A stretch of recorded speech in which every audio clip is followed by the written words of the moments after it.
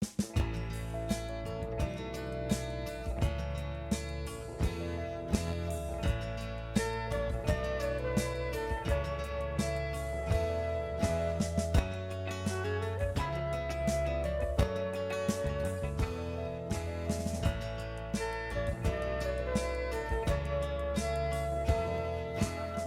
hello there. Oh, how wonderful to see you again. Actually, I don't see you, I see me. And, ooh, I keep forgetting that's what I look like. And with me is, of course, Eugene Michaelenko. And Eugene, I believe you have something to kick things off with. Oh, yes, your microphone is on. My Okay. microphone is on. Can everybody hear me? Okay. Tomorrow I am been invited by the Berkshire Scenic Railway to give a tour called Adams Polish Heritage at 1:30. It's leaving from the train station at Hoosick Street. Oh, Joanne, would you please put the picture in front of us? No, not that picture. The picture on The one that's coming in from the computer. Hey, There we go. Okay, yes. Isn't this a great picture of a Polish lady pinching pierogi at the Summer Street Hall back in 1954? That doesn't seem very polite, going around pinching pierogies. Some pierogies like to be pinched. Oh. Anyhow, I talk about the dramatic history of the church. The catastrophic accident I think has the most the accident with the most casualties in all of Adams history. The riot, the schism, and then the breakaway church, and then I talk about. Boy, I should have brought that program with me, then I would have it right in the tip of my tongue and remember it all.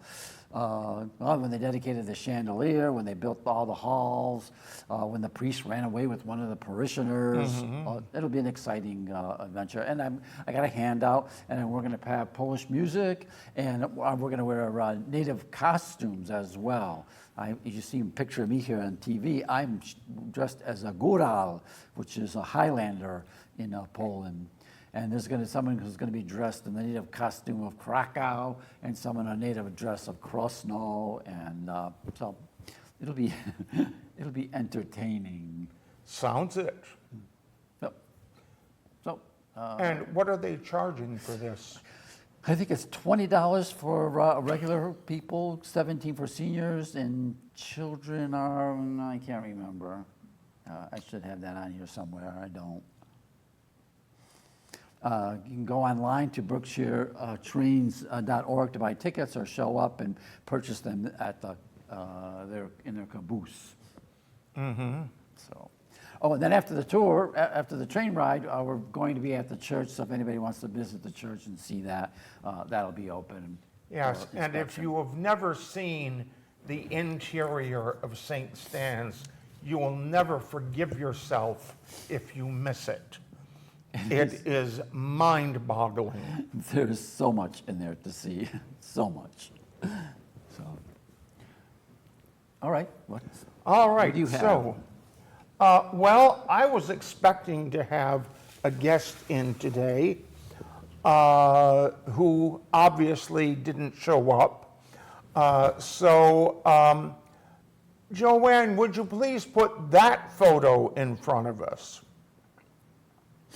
Now, we may have used this picture once before, but it would have been several years ago. So, I'm going to ask a question, and I'm willing to accept, I think 3 different answers. Come up with one of those answers, and you get bragging rights for the next 2 weeks. 1, what was this building?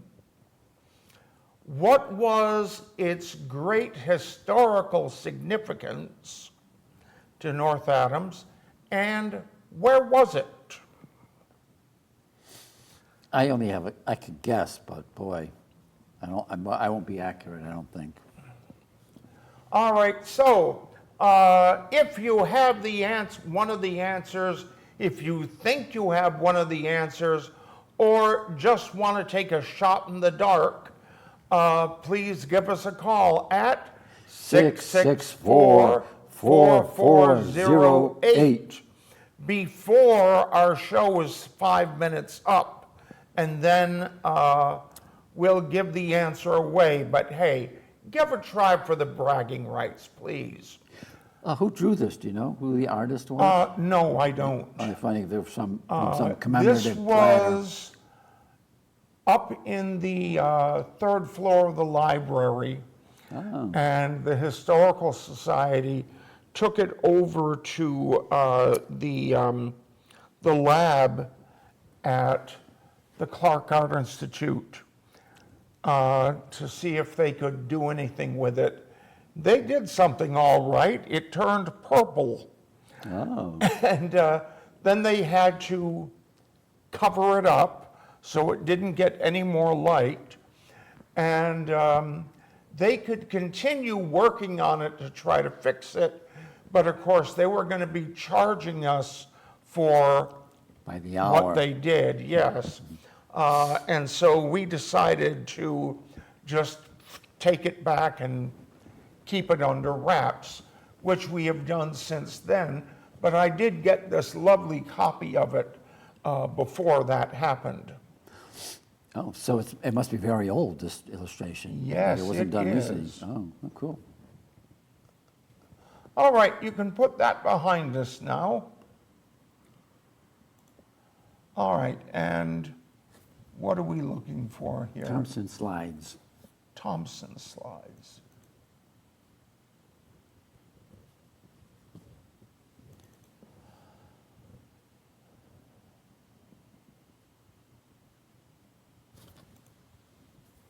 Okay.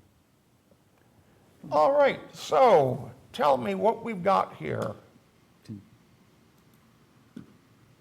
I like to do that. Show off. I've been practicing at home. Way to go. This is- That looks like a church. It is.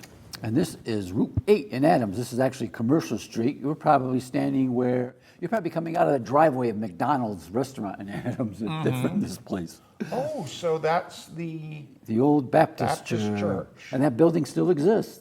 They took it, turned it around, and put it behind the brick structure that they, what do you call it, that they built in front of it. And it's still there. It's their fellowship hall. Here's something else I learned, Paul. Look, we can enlarge, isn't that cool? And move. And all these, you can see the spires of, way at the far at the left, the spire of St. Mark's Church. And then you see all the chimneys. Those are two houses that used to be there where the old, what's the restaurant? What was called there? The German restaurant. I know which one you mean.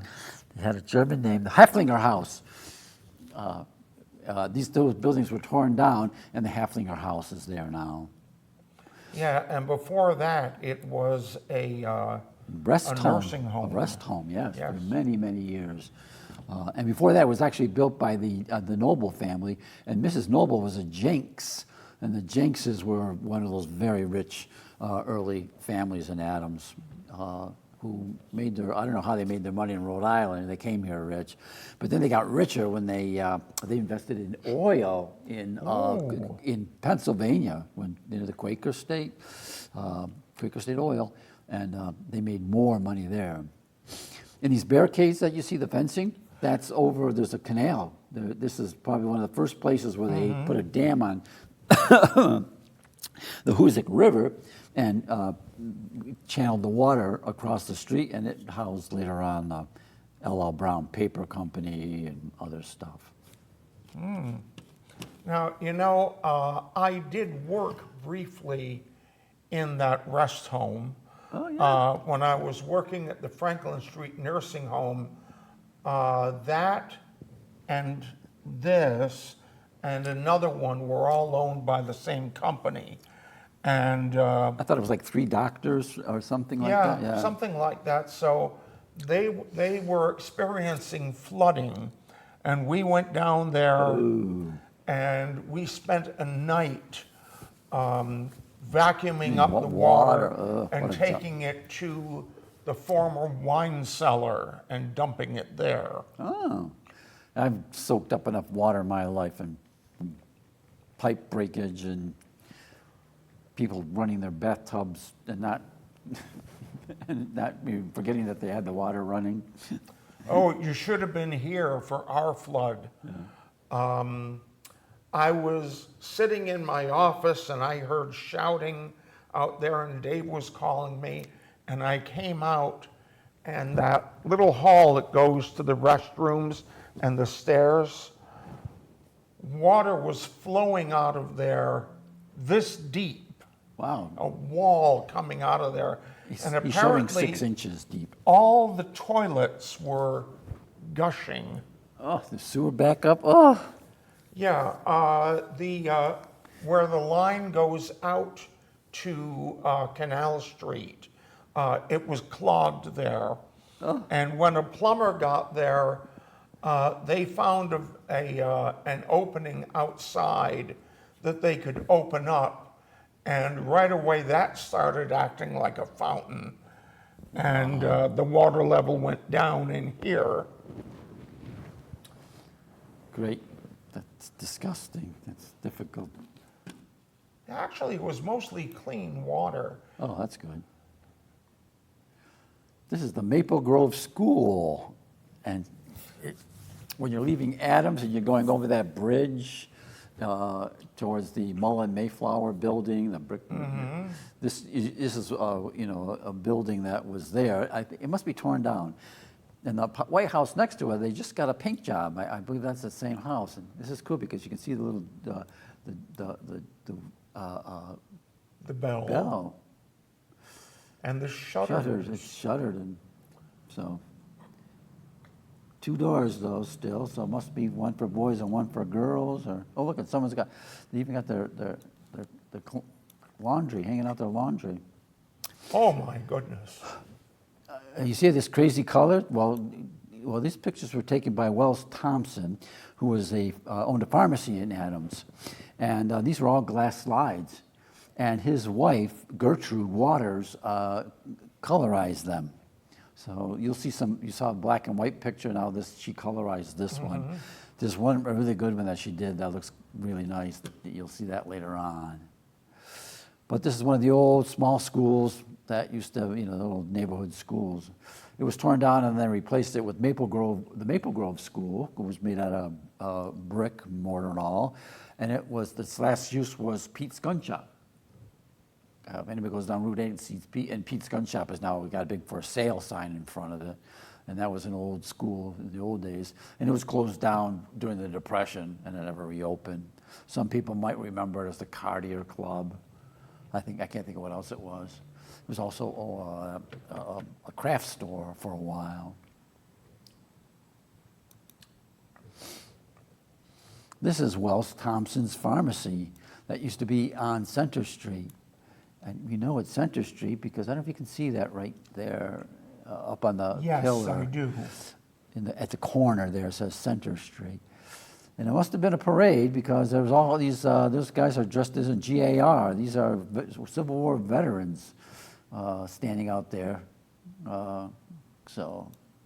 Well, I only see one guy in the uniform that's over here on the left. Well, I think the other guy's there in the middle too. He's there too. He looks like he's got one of those Civil War veteran hats. Yeah. Everybody else has got a bowler on or a cap.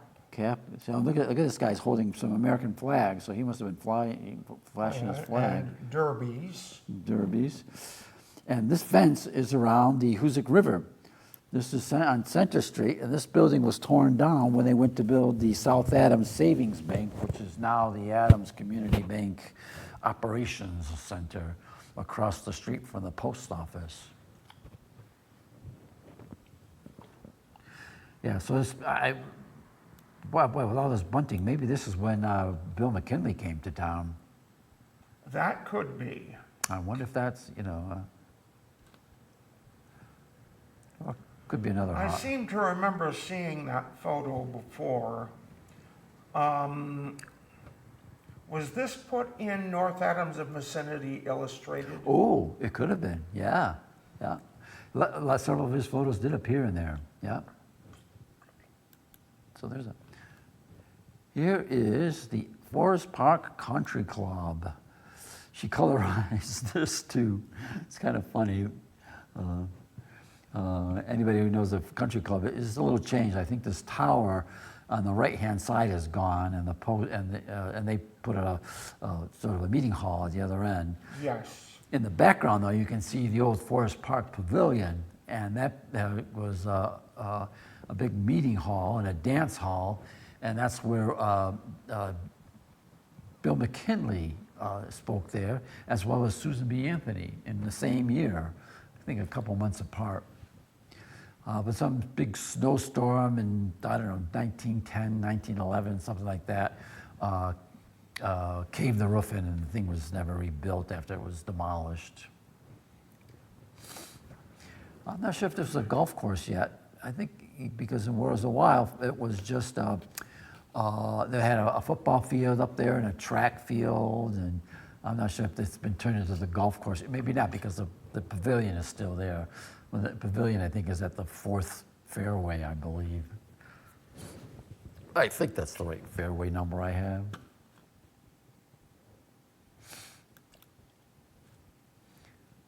Here's Old Center Street. All this was demolished in urban renewal of 1967.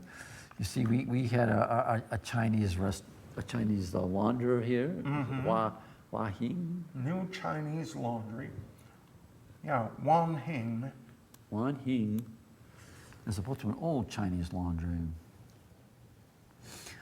This building, after the Wan Hing, the building the one without the gable facing the street, with a roof facing the street, I believe that's considered to be the oldest inn or hotel in Adams. It was torn down in '67 with the rest of the urban renewal. The next building is the Richmond block. I remember Mr. Richmond in the chair from Bill McKinley. His furniture store was in there. And then the next one after that, I don't know too much about it, but the next one after that is the Isaac Collins block. And it was built in 1869. It's one of the few buildings in Adams that had a mansard roof. There were 3 of them. This is one of them.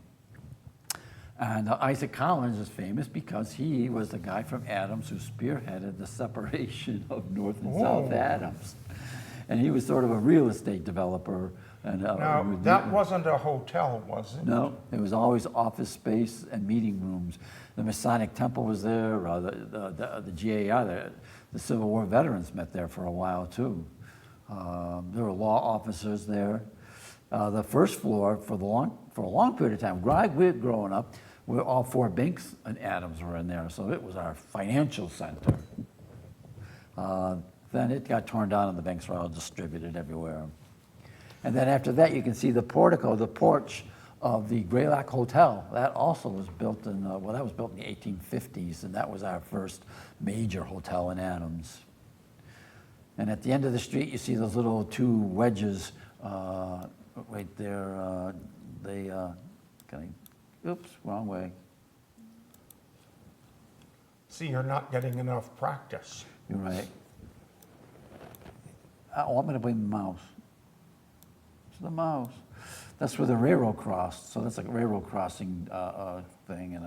And you can see Mr.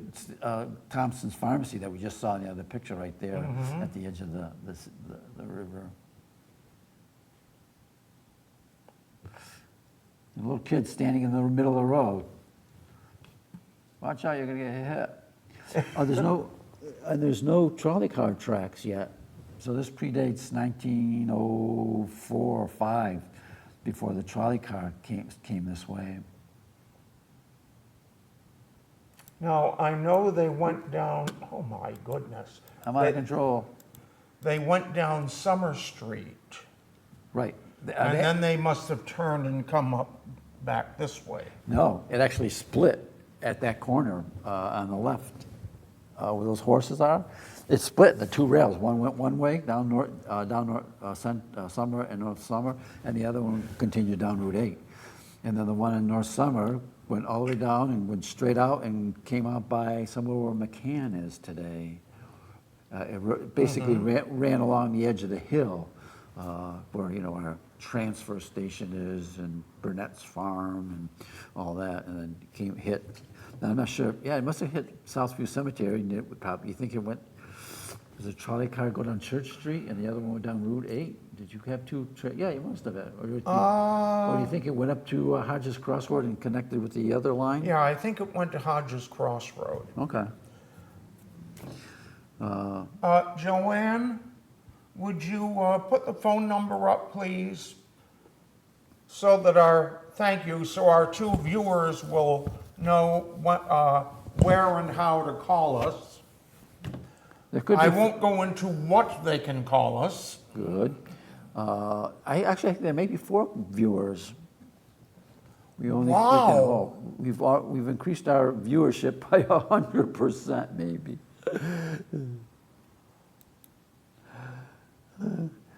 This is called the Arnoldville Mill. Everybody hear of Arnoldville? They're related to the Arnolds of North Adams, like cousins, I think, somehow.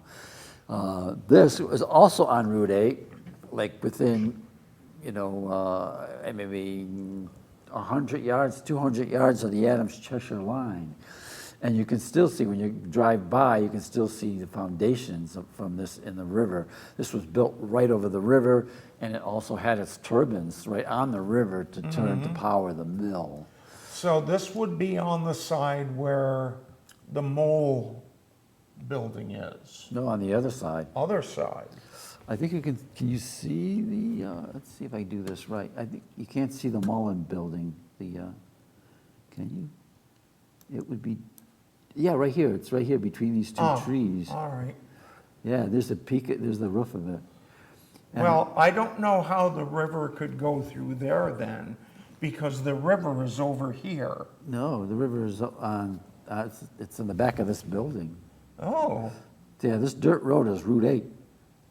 And this is sitting right on Route 8.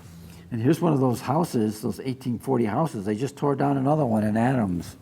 Remember, these used to be on Houghton Street, the same kind of style Yeah. houses, 1.5 story, usually duplexes. And I didn't know they had a worker house. And I always say this is the early worker housing, early factory workers. Because this mill probably goes back to the 1850s, you know, right when the railroad came through and there was all that industrial expansion. It lasted until it's about 1910. Berkshire Mills bought it and was trying to use it for a warp mill, and and I think it caught fire or someone set it on fire, and it's lost. I wish these buildings were still around so we could go explore. Yeah, I know that. And take photos. But anyhow, and this is actually the other side of the street. More of those houses, those 1.5 story duplexes. I don't know, can you see, you still can't see Mullen, but this house is still in existence. The Tobin family has lived there for, boy, over 100 years. It's a great little Gothic cottage style house, and for a time there was all those beautiful tulips in front of it when there was somebody younger living there. And I love this wagon on the far right with the team of horses in front of it. Let's see if I can get it bigger. Oh, it shouldn't That's too big. it shouldn't do that. Yeah. It looks Why- like why it's is- loaded with logs. Yeah. It's loaded with Christmas presents. Not really. But you can see a better a view of this house. I think it still has that kind of gingerbread stuff on it. There isn't an old lady who lives there, is there? She's an elderly lady. Oh, I see. Oh. She's very nice. And she's a very nice elderly lady. Margaret Tobin Curtin. She married Jack Curtin later in life. Wonderful lady. I've had several good encounters with her. This is looking down Cheshire Harbor. That's Cheshire Harbor Hill. You know that big hill you climb on Route 8. You can see the railroad tracks here from which is now the Ashawiltacook Trail. I'm gonna make people nauseous with me riding around this. And this is the Cheshire Harbor Mill, which was built by a Jenks family member and Robert Brown, or John Brown. John Brown was his name. The two were in business together. And across the street was the mill owner's house. I think that was Jenks's house. Many years ago, a woman visited me from Colorado who said that her grandmother was orphaned. And these people in that house, the Jenks family, took her in, and she lived in that house. And they had a picture of the house, and she was trying to figure out where it was. And she mentioned the Jenks Mill, and I went to that neighborhood, and there were people down there who still remembered the house, and it was torn down when they improved, the Harbor Hill. So she was a happy camper that she was able to be at that spot where her grandmother grew up. And does this have? Yeah, I love the bridge that's still there. Oh yeah. That stone bridge. Oh yeah, you're going to see another good stone bridge. I believe it's in here too. That's down by the old stone mill in Adams. But some of these houses in the foreground, I'm sure, are still there. But most of the mill is gone, and that house is gone.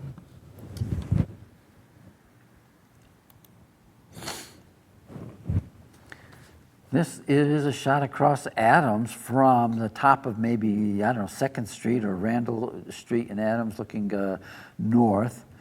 You can see how looks like the mountains are, it's pretty clear. They've definitely cut every tree they could find off the mountain. And she colored the mills a nice brick color. I don't know if you can see some houses up here. I don't know what those houses are. That's probably up on Notch Road in Adams. But it's all you can see the rocks of Ragged Mountain. And I bet you that's at the top, that little black spot is probably Fox Pines, which is still there. When you look up in the mountain, there's one cluster of pine trees up there. They're really prominent in wintertime.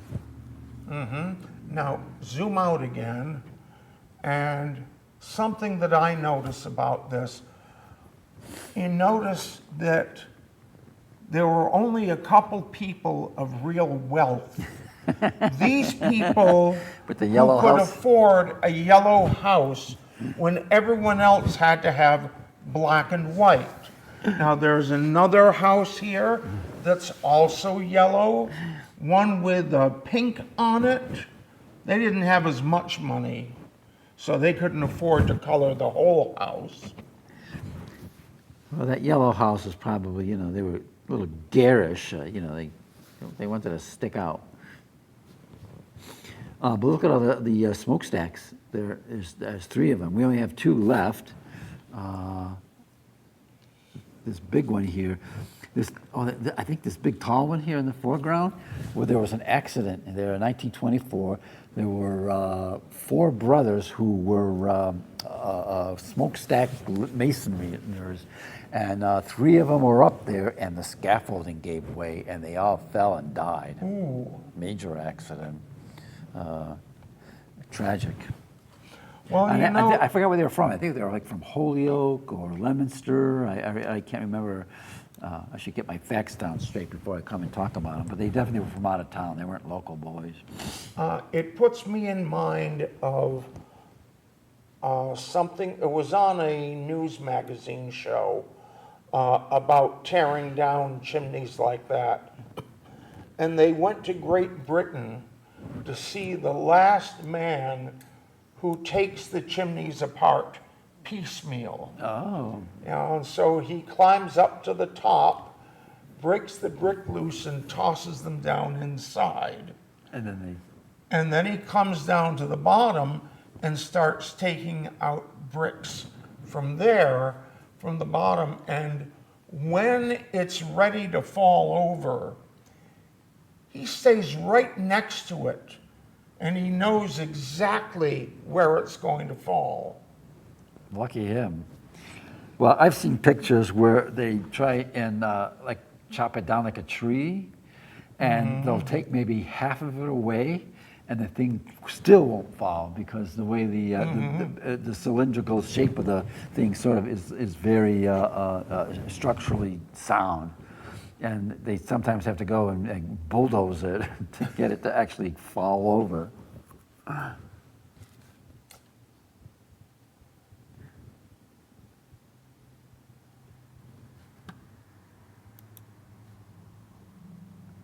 Nice gazebo there. This gazebo is located about where our post office is in Adams.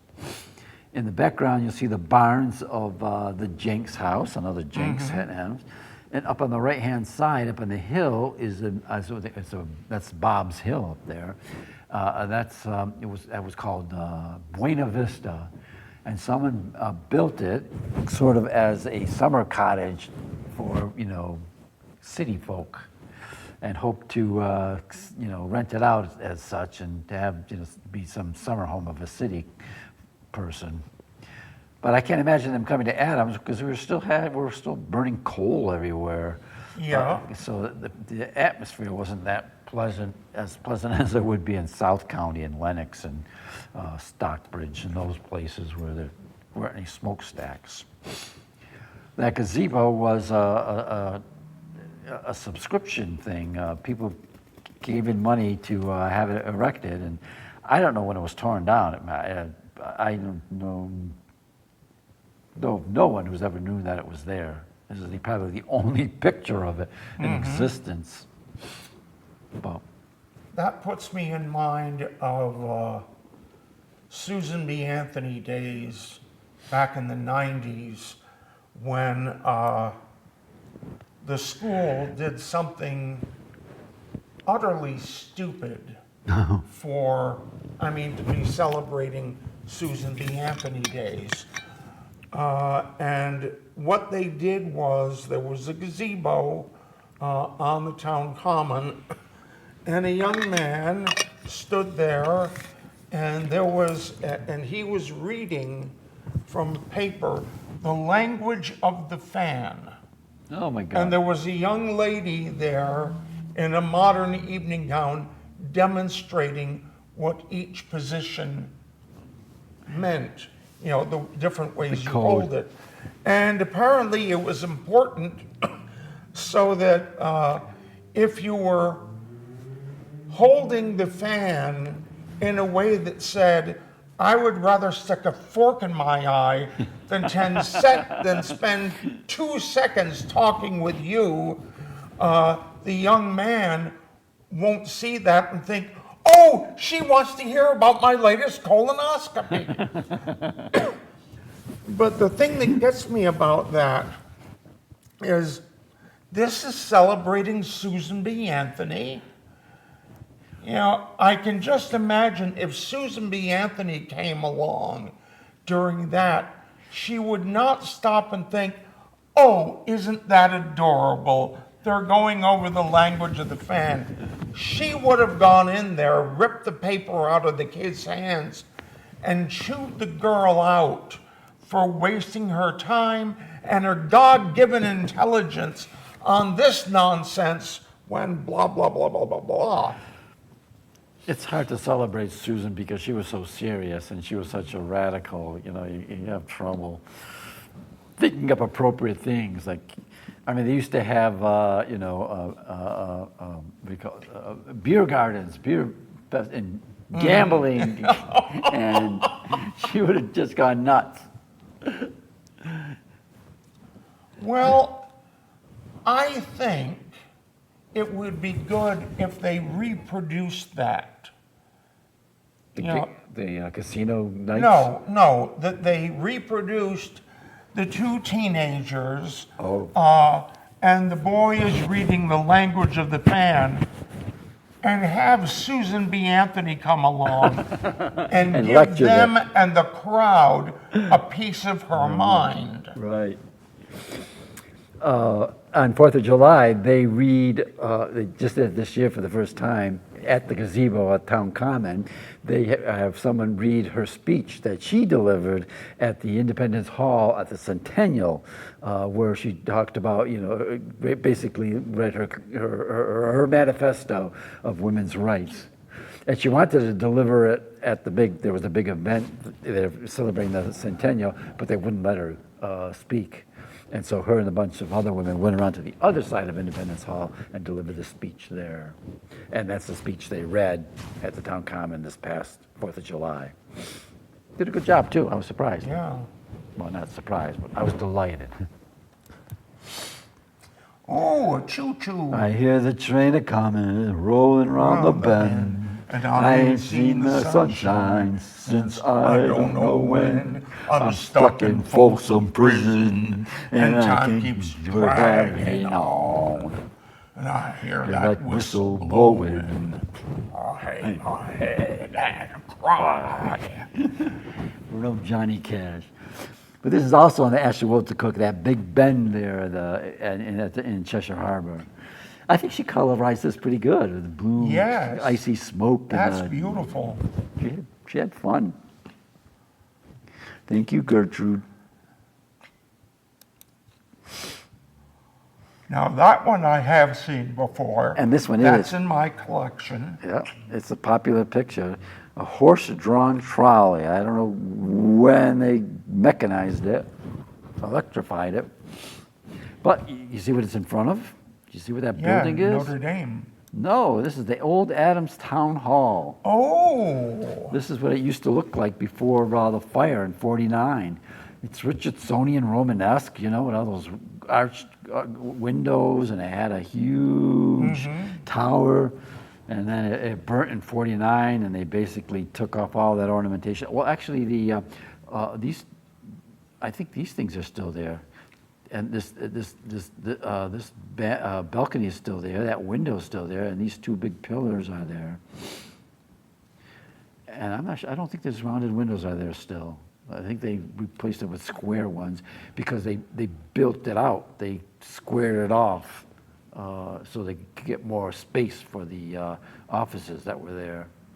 Yeah, it's a shame they didn't try to save some of these Roman arches. When I think it was the Whitman building came down in North Adams, it had started to collapse. And so the city rushed in, and I talked to somebody at City Hall and got them to save a couple of the Romanesque arches. And my thought was to put them in the little mini park that's there. Oh. Build some benches out of brick from the structures and top it with those. They're lovely. They're nice, pleasant half moons.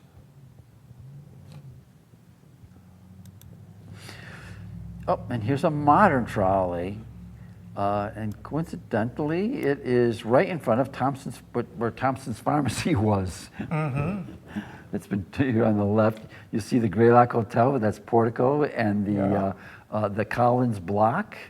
But the Collins Block had a fire in 1915, I believe, and so that mansard roof was taken off, and it was only now 3 stories instead of 4 stories. And they painted the brick white. Let's zoom in on that sign. Oh yeah, because it's an advertisement for the Richmond. Richmond, Sunday, Thursday, Wednesday, the Seahawk. Must have been The Richmond Theater. I think it was a movie or some kind of. That must have been a movie. I can't imagine that being a vaudeville show. Did they have vaudeville, or was it always? Oh yes, they did. Yeah, okay. Because this they is the era. also put on plays there that were bound for Broadway. Oh, that's right. Yes, they were. And allegedly, somewhere in New York City, inside one of their many theaters, there's a sign painted on the wall. If you think New York is tough, try North Adams. Oh, cool. They have a discerning art crowd in North Adams at the time, eh? As Groves and Company in the background there, they lasted until the 1970s. They moved down to Park Street and were on Park Street for a while. And then the hardware shop was in this space, some people might remember. And then South Adams Savings Bank took it over and took the whole building over.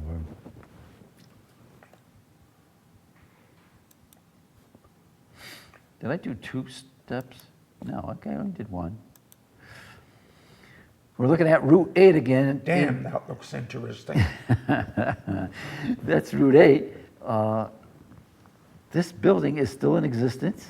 It's Brookshire Outfitters, Yep. and it was originally built as a fish hatchery. It was a state-owned thing, and what you're looking at is a fish hatchery. This dam created a pond for them to breed fish.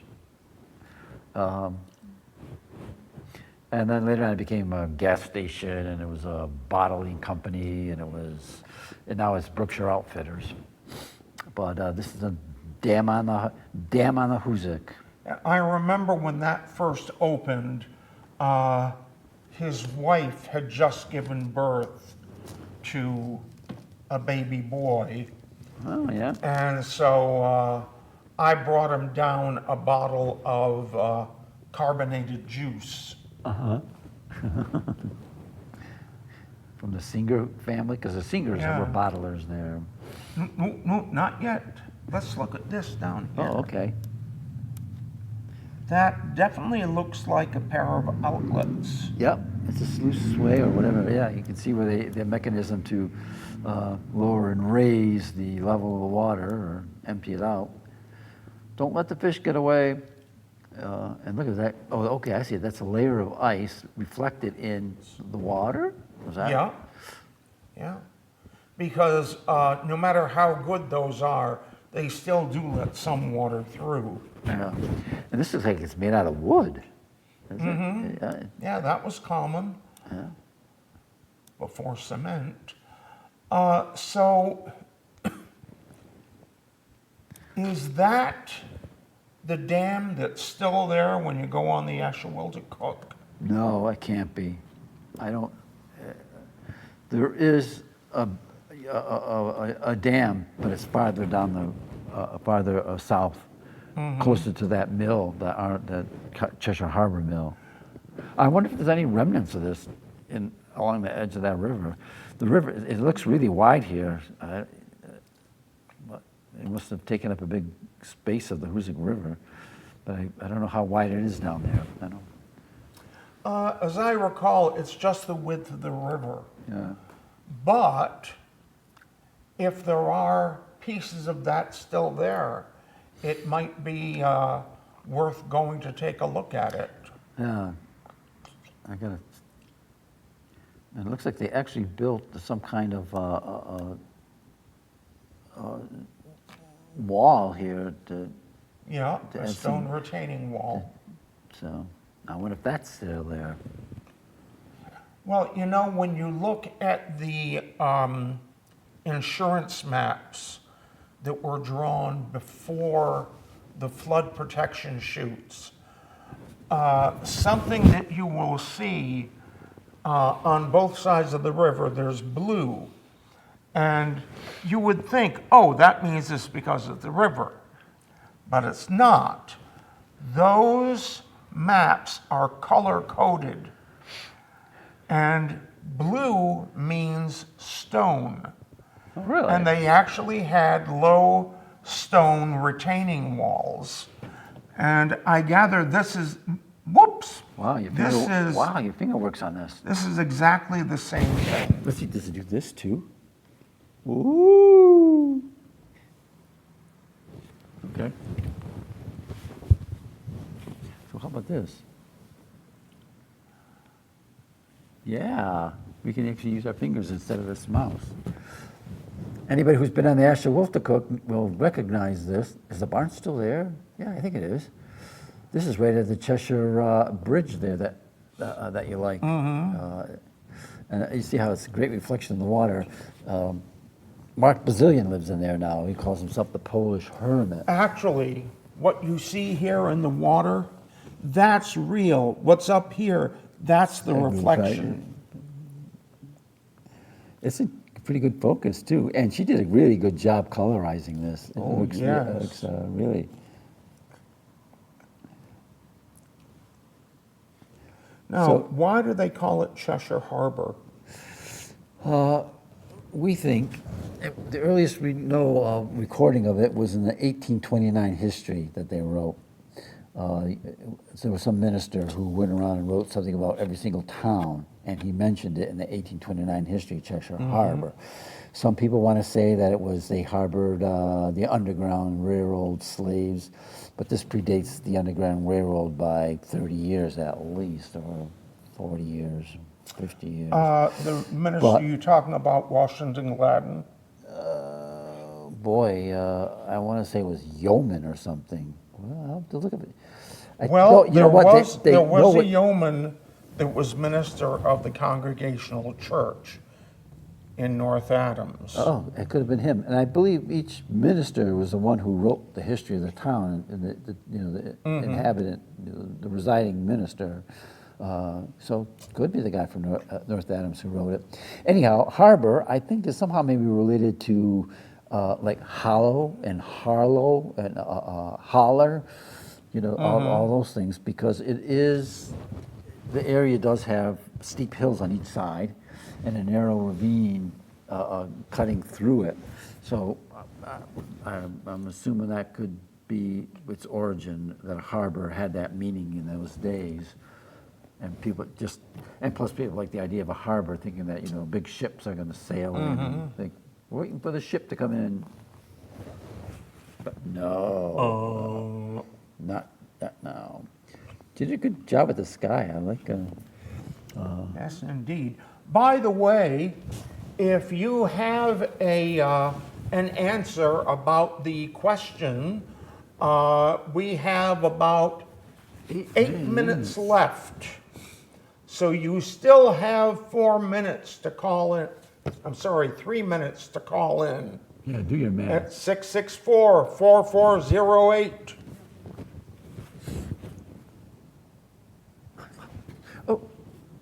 Here is your double arch bridge that is on Route 8 by the old stone mill, and that's still there. You can still see it if you drive down to the old stone mill parking lot and turn around, and there it is.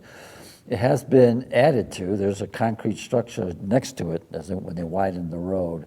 But the stone bridge that you're talking about that was farther up was built by, I thought it was built by the trolley car people. This one may have been built by the trolley car people as well.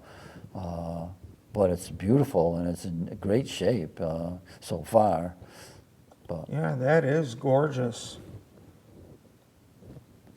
and they captured it with icicles, major icicles. And she did her best to colorize it. There's the mighty Hoosick.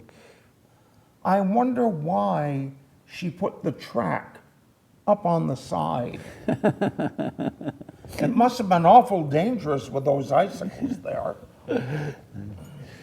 Could you imagine walking across there with a stick? Oh, just a second.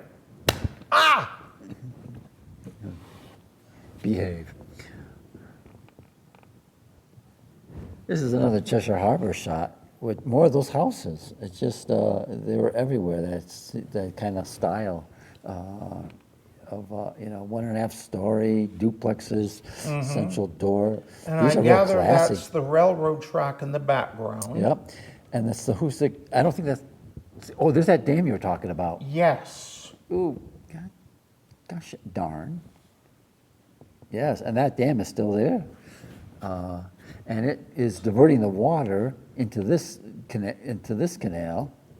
Yeah, so And those there's even may have there's even a been- bridge. There was that canal was so big, there was a bridge across it.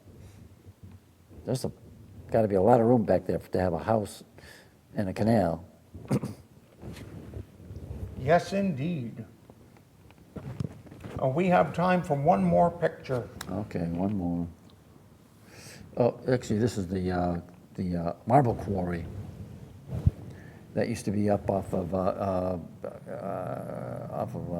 Columbia Street, up where the lime quarry was. Yeah, where Pfizer Yeah. is now. And there's a marble from this is trimming the windows at the Adams Free Library. When they built the Adams Library, they required that something of Adams should be included in the construction of it, and this the marble around the windows and those doors on the first level are from this. That's a wonderful idea. I approve of that. And this is the big picture of that. Yeah, I think I definitely have this one. Yes, this is but definitely not the other. Yeah, this is definitely in the vicinity. North Adams. All right, Joanne, would you put the picture in front of us from the background? Thank you. Now, those of you who are watching at home who were wishing you could call in and take a guess, you're going to kick yourself. Don't be shy. And if you don't kick yourself, Eugene and I are going to come around and kick you for. And Eugene wears big boots. That's right. All right.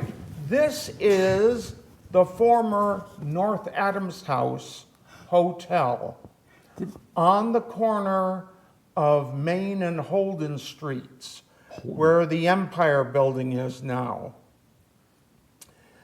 The big claim to fame is that in the summer of 1838, this is where Nathaniel Hawthorne spent the summer of 1838.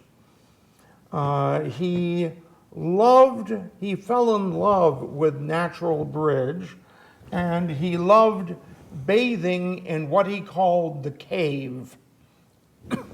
He'd take off his clothes and wade in, and I guess, well, the gorge, much of the gorge is very like a cave, and of course you have the little bridge that goes over. So this, okay, I thought this was the other building that was on the other side of the street. That was a tavern, that was the Black Horse? There was the Black Tavern on the other side. Okay, so that's why I mistook that for. Okay, so this is the Yes. the Nathaniel Hawthorne summer residence. Yes. When this burned in about 1860, it was known oh great, I can't remember now. It was known by another name, which will occur to me as soon as the cameras turn off. But that lot was purchased by the inventor of the Wheeler-Wilson sewing machine, I believe was A.B. Wilson, and there he built the Wilson House Hotel, which was, for its time, the most expensive hotel in Western Massachusetts. Wow. So ultra exclusive. Yes. All right, so. Oh, wait, also, Nathaniel Hawthorne wrote the short story, The Unpardonable Sin. Actually was titled Ethan Brand. Oh, yeah, Ethan Brand, okay. And he, from watching the lime being burnt in the lime kilns in Adams. Yes, it's well worth the read, if only for the local connection. It's not a wonderful story by today's standards. Yeah, it's kind of, yeah. Yeah, but he and his friend Orrin Smith went up the hill to a lime kiln, and that was the basis for a short story, Ethan Brand. And I gather we are out of time. So thank you for watching. We will see you again in 2 weeks here on Porch Talk. Talks.